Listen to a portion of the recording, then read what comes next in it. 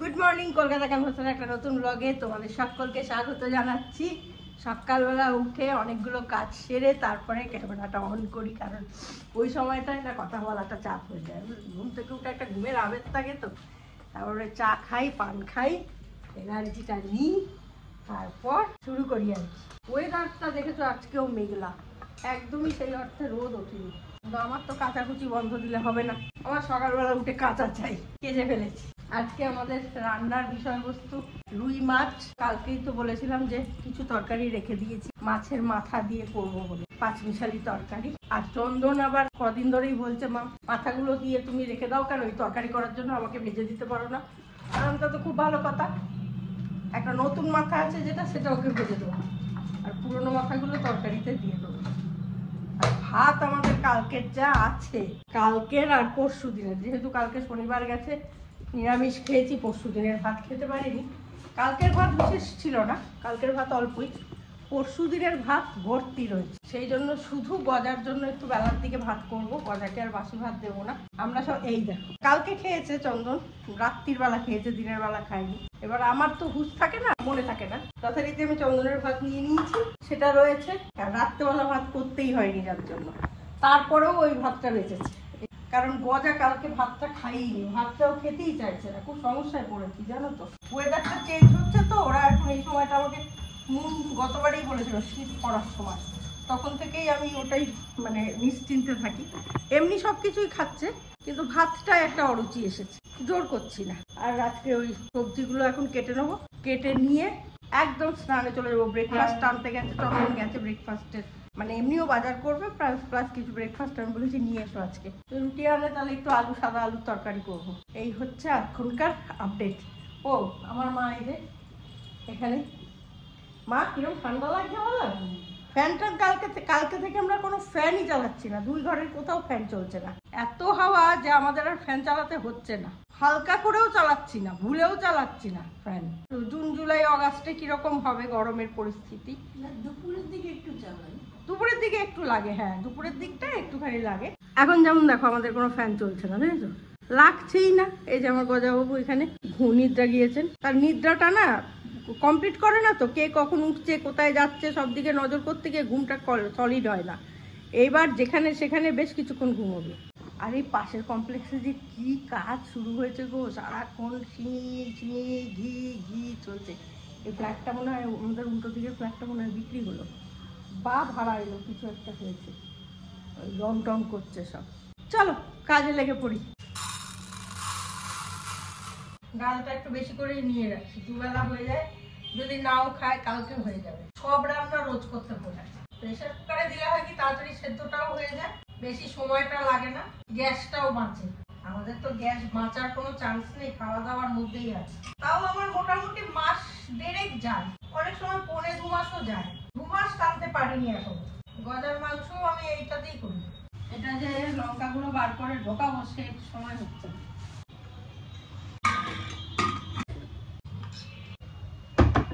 কাটাকুটি কমপ্লিট। আবার দুটো বেগুন ভাজার জন্য কেটে নিয়েছি।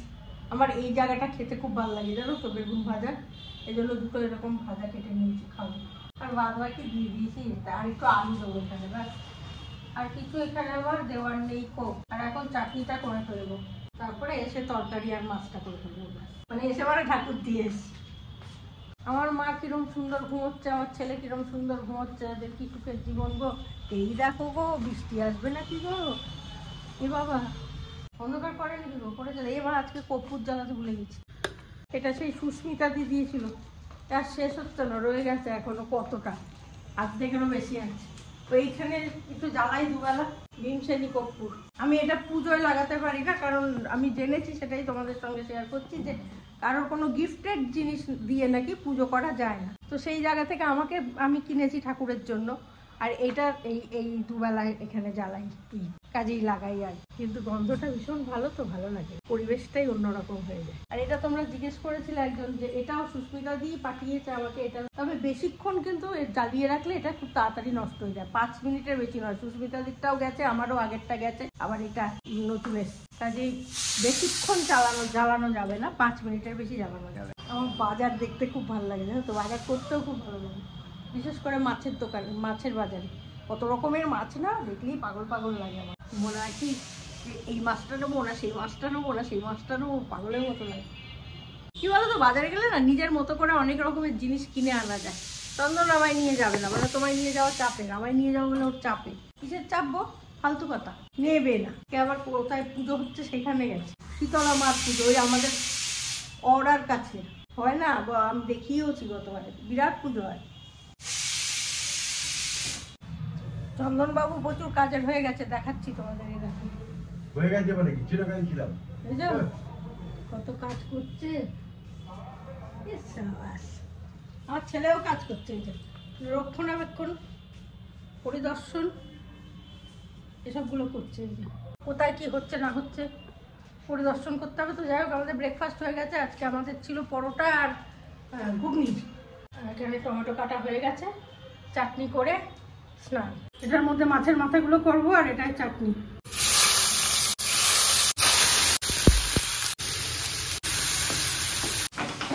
ডাল হয়ে গেছে,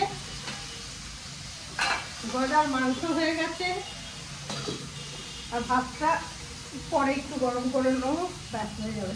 পুজো করে এসে মাছ, এখনো 12টা বাজিনি, 5 মিনিট বাকি আছে, তার মধ্যে আমার হয়ে যাবে।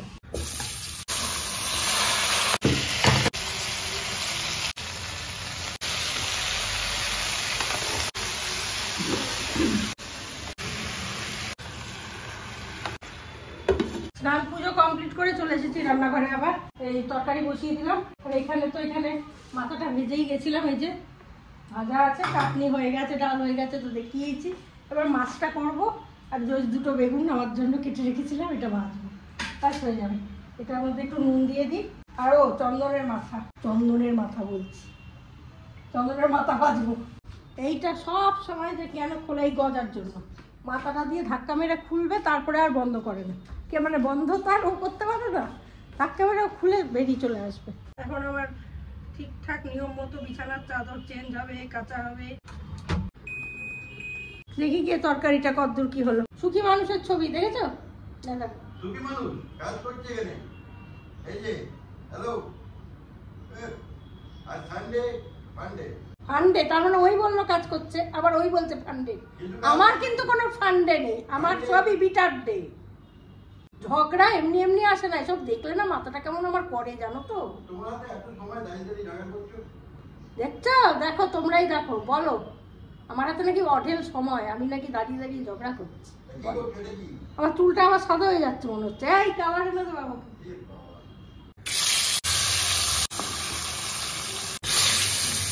বিপদ মাথায় যখন না কড়া নাড়ায় না, তখন বাড়ির কর্তার ঘুম ছুটে যায়, এই ফানি ফানি সানি ফানি সব চলে যায়। কি ঘটেছে জানো, রান্নার প্রায় শেষ মুহূর্ত, মানে ঝোলটা প্রায় শেষ হবে, গ্যাসটা আমার শেষ হয়ে গেল। কি অদ্ভুত ব্যাপার, 2 মাস ধরে না এই কাণ্ডটা ঘটছে আমার, জানো।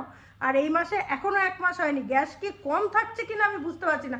আমার কোনো দিন এরম হয় না, এত বছরে আমি ইছাপুর থেকে রান্না করছি, কোনোদিন আমার এরম হয় না যে 1 মাসও যাবে না গ্যাস। আর আগে কত রান্না করেছি বলো অড়াতে, তাতেও আমার 1.5 মাসের ওপরে গ্যাস যেত। কি কাণ্ডটা ঘটছে আমি তো কিছু বুঝতেই পারছি না। এবার আমি কি করব বলো। যাই হোক, তাপসকে ফোন করেছি, তাপস বাড়ি যদি ফেরে, রুমাকে বললাম আর কি, যাক ইন্ডাকশনটা নিয়ে আসতে। কি মুশকিল পড়েছি বলো আমি। ভাগ্যিস আমার নিজের লোক ছিল তাই, সেটার জন্য না, ও যাকেই বলতাম দিত সেটা না, তাপসের কাছে আছে, ওর কাছে বললাম নিয়ে আয় একটু, মানে রুমাকে বললাম যদি তাপস ঢোকে একটু বলো না। কি কাণ্ড, ইন্ডাকশনটাও কিনছি করে কিনছেই না, এত অলসতা। ইন্ডাকশন ওভেনটা তাপস দিয়ে গেল।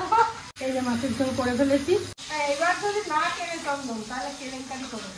মাথা ভাজা দেখে মনে পড়লো, জানো আমার বিয়ের দিন বলেছি না, জানি না গল্পটা, বিয়ের দিন আমাকে আমার শাশুড়ি মা বললেন যে চন্দন তো মাথা খায় না, যে মাথাটা মানে যে মাছটা পাঠিয়েছি ওই মাথাটার নিয়ম ওর খাওয়া নাকি এরকম একটা কি বলেছিলেন। যাই হোক, ওর থালায় দেওয়া হবে, কিন্তু মাথাটা তুমিই খেয়ে নিও। আমি তো আনন্দে আছি, সারাদিন পর একটা মাথা অন্তত চিবোবো, আর কিছু খাই বা না খাই। ও মা, সে বসে পুরো মাথাটা খেয়ে নিল জানো। আর আমি হাঁ করে চেয়ে বসে রইলাম যে কি রে, এ তো পুরোটাই খেয়ে নিল, আমি কি খাও। রান্না বান্না শেষ পর্যন্ত শেষ করতে পেরেছি, কিন্তু প্রচন্ড ঘুম পাচ্ছে, টায়ার্ড লাগছে জানো তো। মানে দৌড়াদৌড়ি করে এত সকাল থেকে করি যাতে তাড়াতাড়ি শেষ হয়। আর আজকে দেখো কিরকম কটা বাজে, এখন 5টা বেজে গেল আমার এই গন্ডগোলের চোটে। তো যাই হোক, মেনু কি কি করেছি তোমাদের দেখিয়ে দিই। ভাত আছে এখানে, বেগুন ভাজা আছে, পালং শাক, আর এটা হচ্ছে তোমার ওই মাছের রুই মাছের পাতলা ঝোল। এটা রুই মাছের মাথা দিয়ে পুঁই শাকের একটা ঘন্ট, আর এটা হচ্ছে মুসুর ডাল, আর টমেটোর চাটনি রয়েছে, চাটনিটা এখানে। তো খাওয়া দাওয়াটা শেষ করি, শেষ করে আর কথা বলতে পারবো না, আমার প্রচণ্ড ঘুম পেয়ে যাচ্ছে। তো ভিডিওটা আজকে আমি এখানেই শেষ করে দিচ্ছি। ভালো লাগলে লাইক শেয়ার কমেন্ট করো। নেক্সট ব্লগ নিয়ে আবারও আসছি, ততক্ষণের জন্য সঙ্গে রাখো, দেখতে রাখো তোমাদের একান্ত প্রিয় পরিবার, কাছের পরিবার, সব্বার পরিবার, গজার পরিবার, কলকাতা ক্যানভাস। আমার সব কাপড় শুকোনোও হয়ে গেছে, এবার শুধু খেয়ে শুয়ে পড়বো বাসনটা মেজে। চলো টাটা। গান কালকে দেবো, আজকে আর ইচ্ছে করছে না। চলো টাটা, চললাম।